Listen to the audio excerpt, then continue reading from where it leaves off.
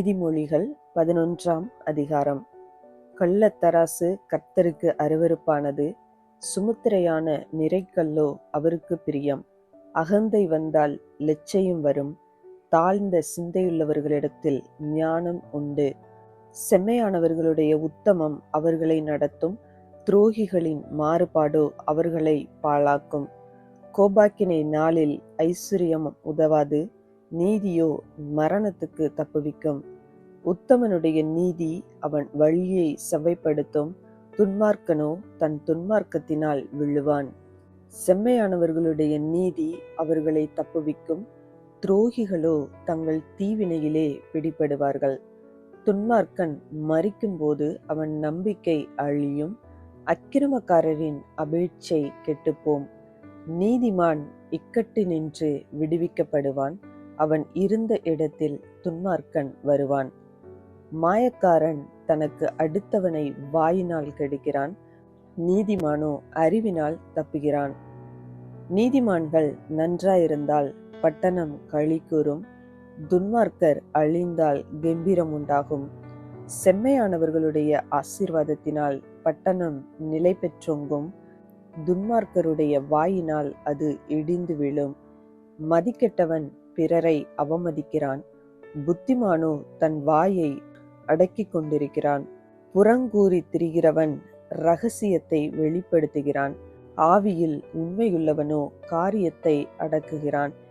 ஆலோசனை இல்லாத இடத்தில் ஜனங்கள் விழுந்து போவார்கள், அநேக ஆலோசனைக்காரர் உண்டானால் சுகம் உண்டாகும். அந்நியனுக்காக பிணைப்படுகிறவன் வெகு பாடுபடுவான், பிணைப்படுவதை வெறுப்பவன் சுகமாயிருப்பான். நல்லொழுக்கமுள்ள ஸ்திரீ மானத்தை காப்பாள், பராக்கிரமசாலிகள் ஐசுரியத்தை காப்பார்கள்.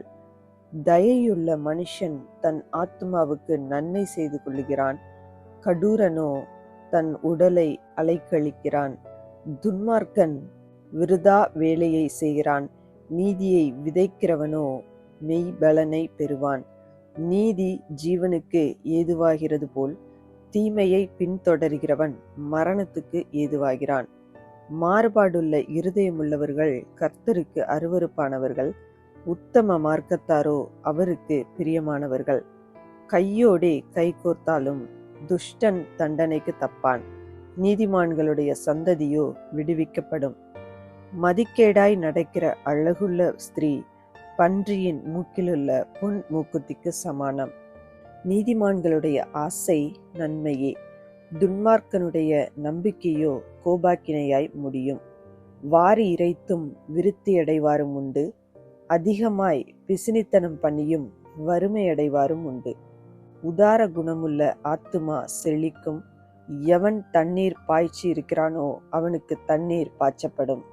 தானியத்தை கட்டி வைக்கிறவனை ஜனங்கள் சபிப்பார்கள், விற்கிறவனுடைய தலையின் மேல் ஆசீர்வாதம் தங்கும்.